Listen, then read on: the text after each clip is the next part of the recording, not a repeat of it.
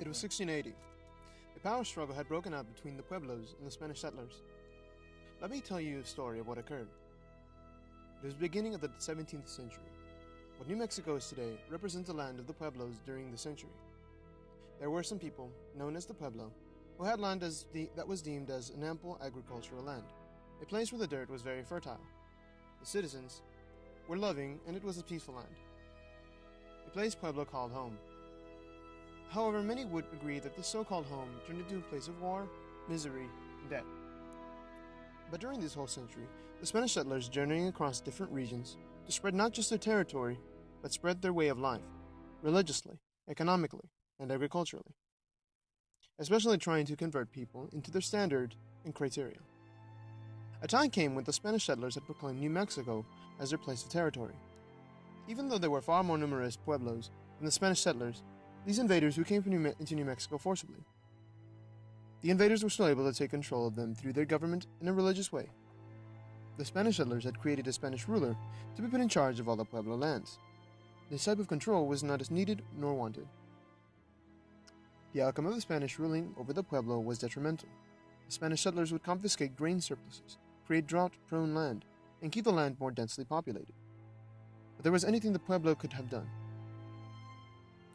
Not to forget the destruction of ruthless retribution and brutality expressed toward them.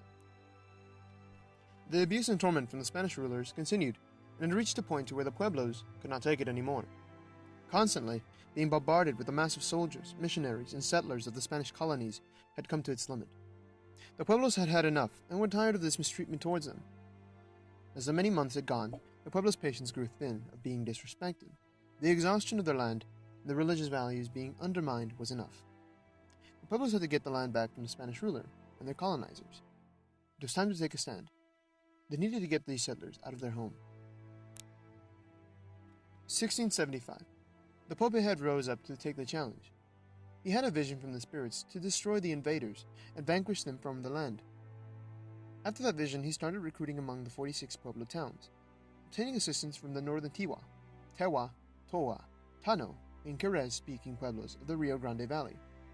As he went to each town, the Pope promised to each pueblo how he would kill or expel the Spanish invaders out of the land from which the spirits have foretold him how to. This promise had begun to spread to the surrounding towns, in the attempt to have other pueblo participate in the revolt that was soon to come.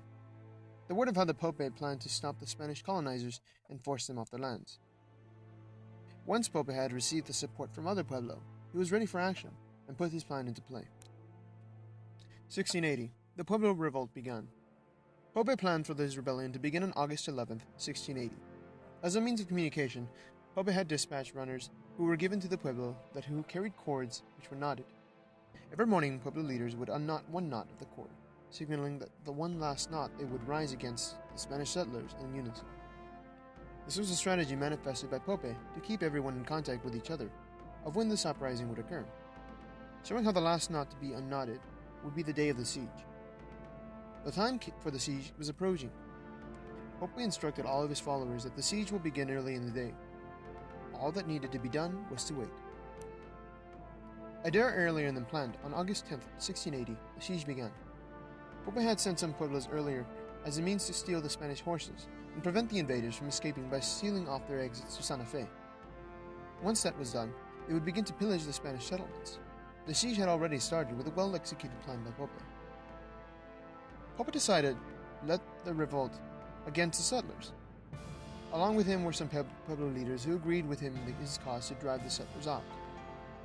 The Spanish colonizers, soldiers, and the Spanish ruler himself were all surprised by the revolt. The Spanish began to fight, trying to hold their own against the Pueblo.